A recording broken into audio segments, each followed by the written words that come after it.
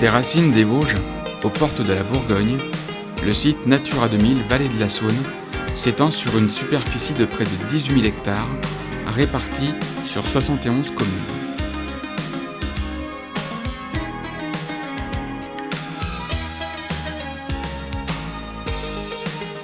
Il est classé au titre de la directive Oiseaux, mais aussi de la directive Habitat, et c'est l'établissement public territorial du bassin Saône-et-Doubs qui en assure l'animation.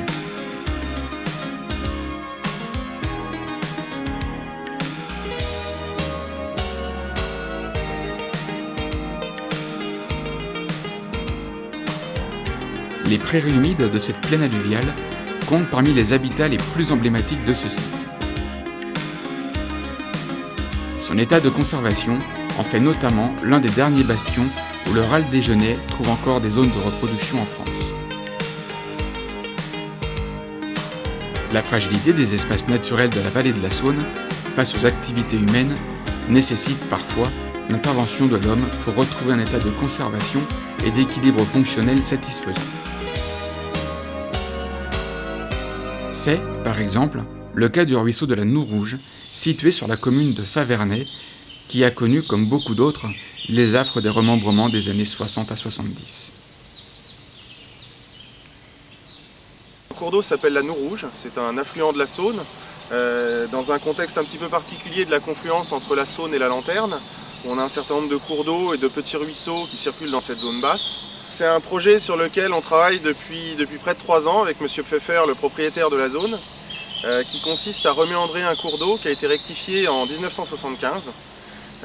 Donc des opérations assez lourdes d'aménagement hydraulique qui avaient été réalisées à l'époque, qui consistaient à la fois à rectifier le cours d'eau, le passant sur cette zone d'environ 1,5 km, 1,6 km à 800 mètres de fossé, et d'ajouter à différents endroits des fossés comme celui qu'on a derrière nous, là, importants de drainage, dans le but d'essayer de gagner des surfaces agricoles. C'était, je pense, l'objectif clair à l'époque. Parce qu'il n'y avait ni accès, c'était une petite parcelle, c'était vraiment la friche tout partout. Là, on passait au travers les prés, on traversait le bois là-bas, on traversait les prés où on pouvait. C'était une partie communale, c'était tout communal ça là-bas. On passait n'importe où, quoi, qu'on pouvait. C'était pas marrant, hein. Quand il y a eu l'énormément vraiment. Il y a eu des chemins pour accéder, puis c'est là que ça s'est mécanisé. C'est à ce moment-là qu'il y a eu des tracteurs, là ça a tout changé. Hein, on pouvait rouler, et puis il y a eu du matériel, alors là, ça tout a changé. Devenu plus beau, oui. D'abord les joncs ont disparu, c'était plein de joncs. Il n'y a plus de joncs, beaucoup moins de roseaux.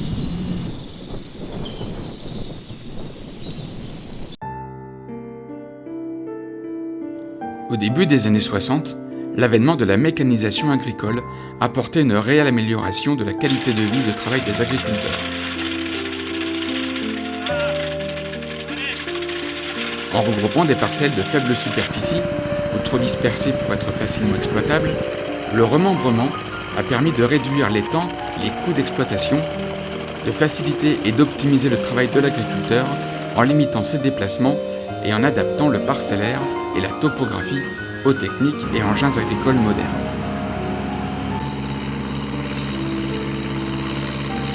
À travers le remembrement, la suppression des obstacles physiques tels que les haies, les rivières ou les bosquets permettait de tirer le meilleur parti de la mécanisation des exploitations.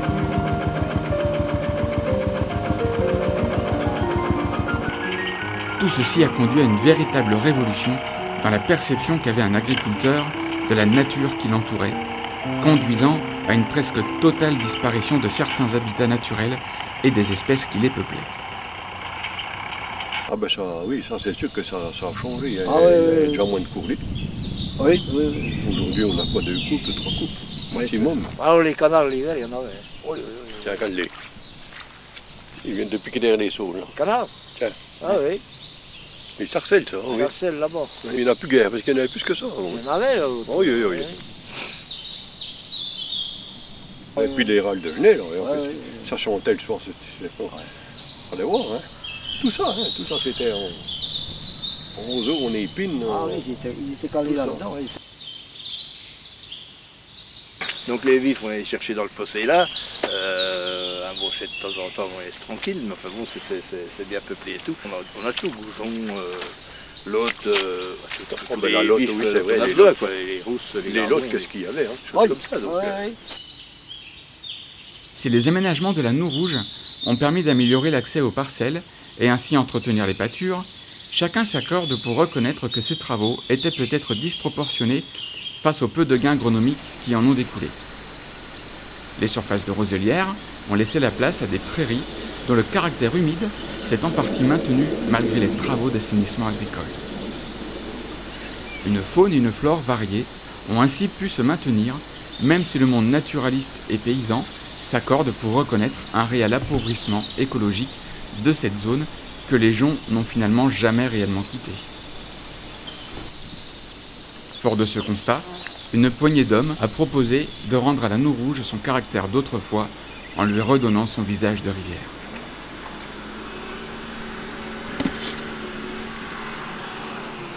On va essayer donc par ce chantier de remettre le cours d'eau dans son lit naturel, dans son lit d'origine, de supprimer une grosse partie de ces fossés de drainage et puis de redimensionner le lit à quelque chose de beaucoup plus naturel puisqu'on a un lit qui avait été augmenté à presque 4-5 mètres de large alors que le lit d'origine du cours d'eau est plus proche d'1 mètre, 1 mètre 50.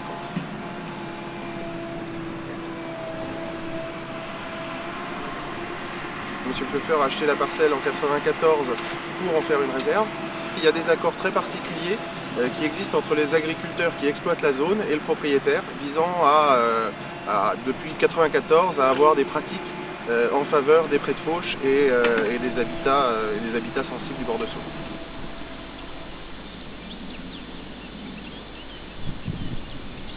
Donc moi je suis depuis de fort longues années, je suis très intéressé par l'écologie et la protection de la nature.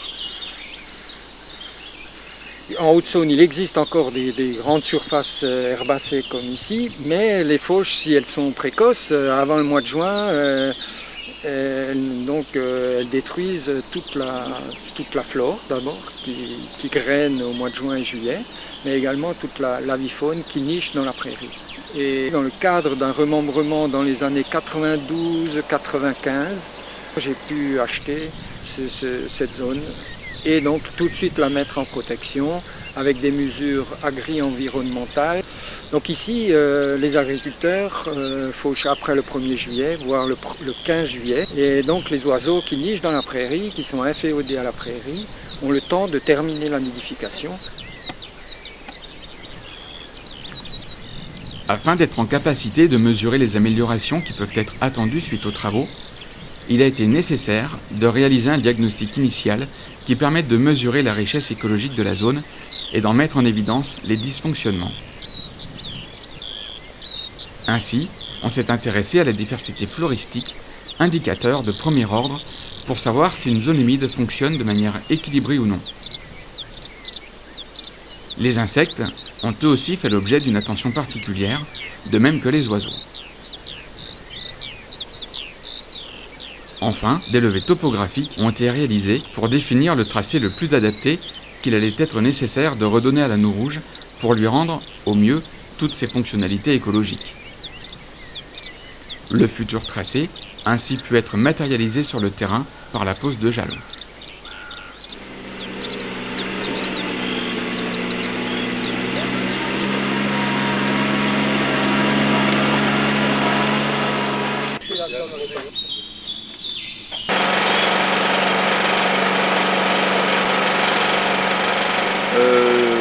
La pêche montre qu'il n'y a pas beaucoup de poissons, sauf un endroit très particulier du système qu'on a pêché, où là on a trouvé une biomasse assez conséquente en poissons, mais avec des espèces très peu sensibles à la qualité du milieu, c'est-à-dire chevennes, gardons, brèmes.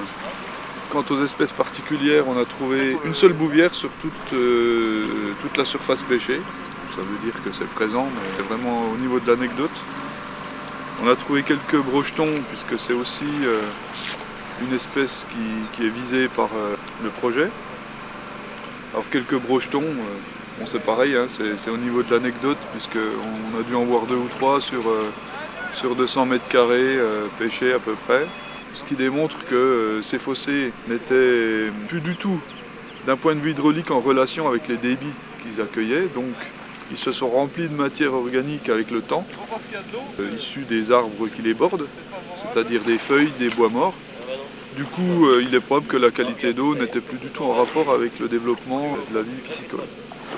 C'est signe qu'il y a encore de l'intérêt, mais on espère bien que les travaux vont décupler cet intérêt qu'ont les Brochets pour ce site.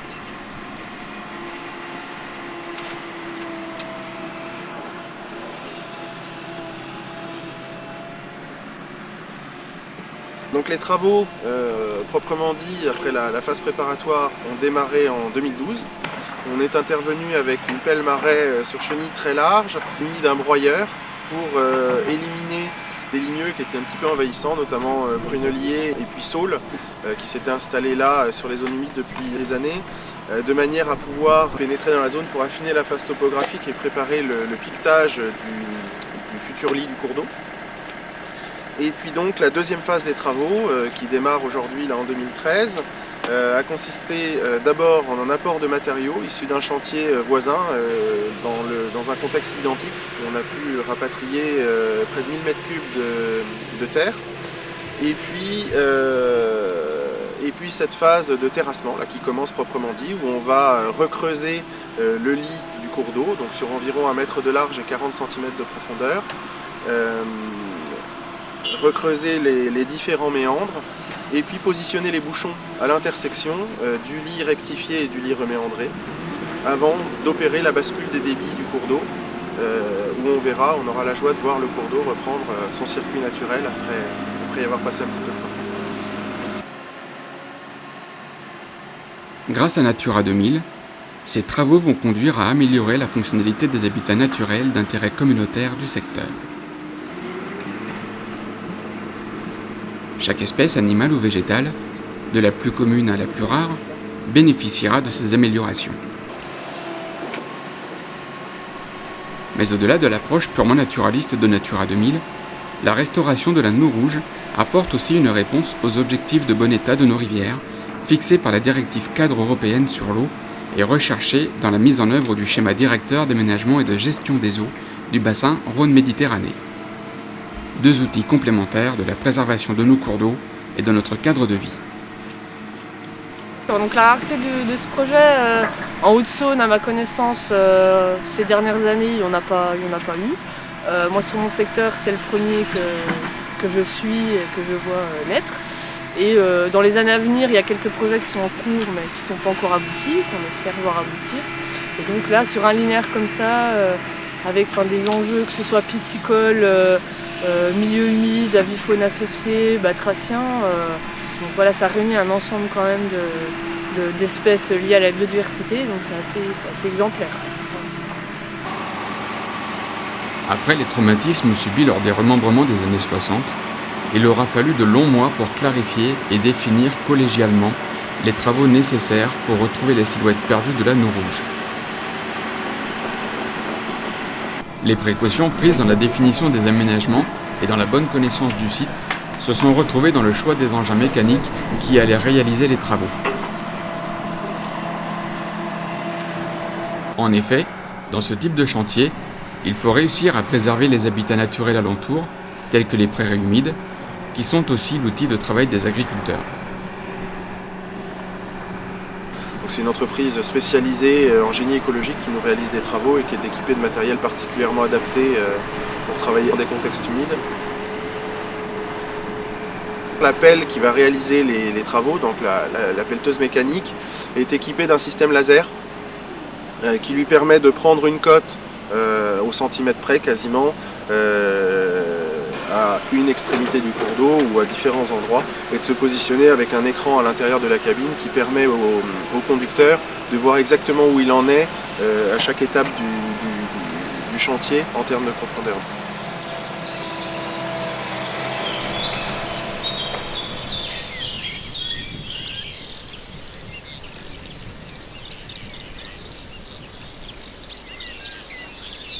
Grâce à ces travaux, la noue rouge doit retrouver à terme un fonctionnement naturel et équilibré. Du retour des nombreuses espèces qui peuplaient ces eaux à la restauration d'habitats terrestres typiques des secteurs inondables, chacun attend, avec impatience, que la nature fasse son œuvre et finissent le travail de recolonisation, même si le temps restera finalement son meilleur allié. Disons, moi, ce qui m'intéresse, c'est que d'abord on retrouve le biotope originel. Voilà, parce que dans ce cas-là, on retrouvera toute la chaîne alimentaire, tout l'écosystème qu'il y avait à l'origine, donc en particulier, au final, les oiseaux inféodés à ce site. Et donc le fait de boucher certains fossés, cette obligation maintenant que l'eau a de passer dans les méandres de la Noue Rouge, où ça circule, où il y a un phénomène hydraulique très favorable à une vie particulière et qui se développe, et à un biotope qui est riche sur le plan biodiversité. Donc on retrouvera dans les méandres de la Noue Rouge ce biotope originel qui est très riche sur le plan écologique, avec sans doute une multiplication de la vie aquatique par exemple, et donc de la vie de la flore et de la faune et de l'avifaune.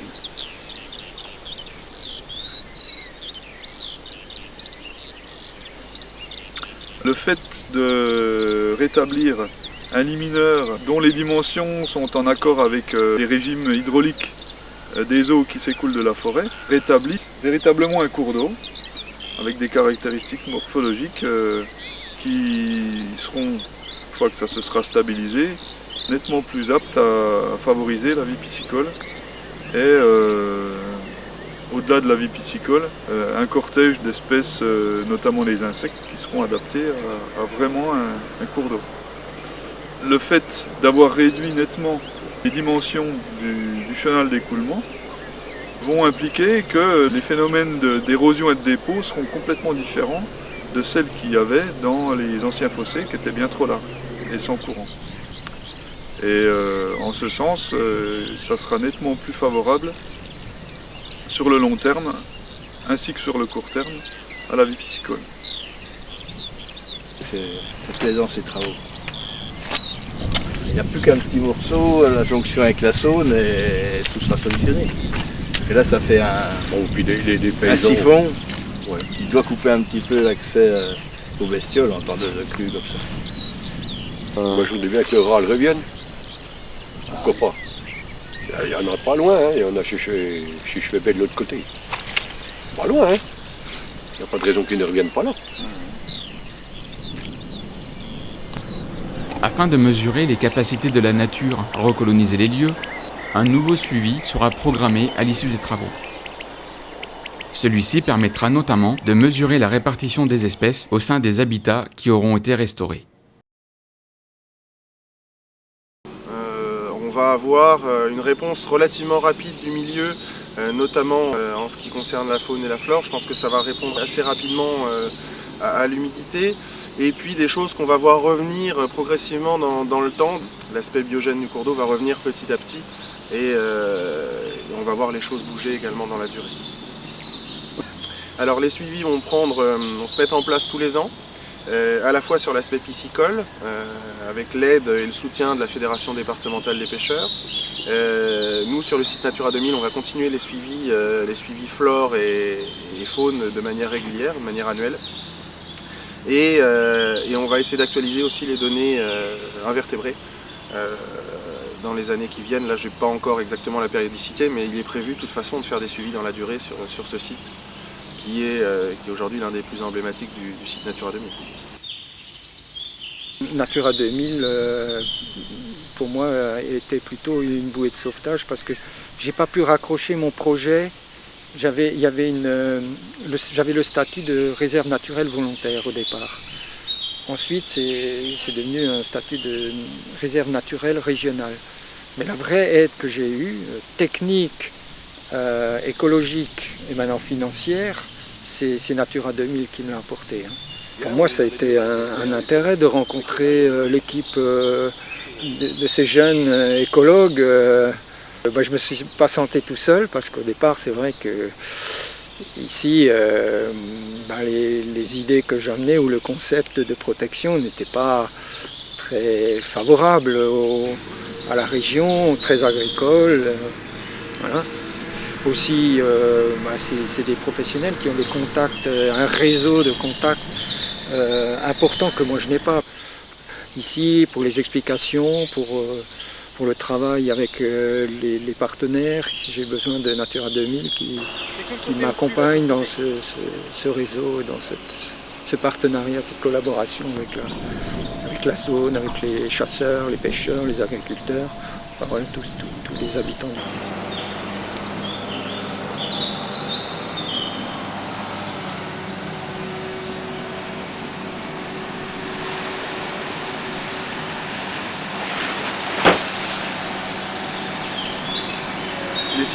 Des projets qui restent relativement rares, même si ça tend à venir avec l'expérience, qu'on arrive à se transmettre et à capitaliser les uns les autres.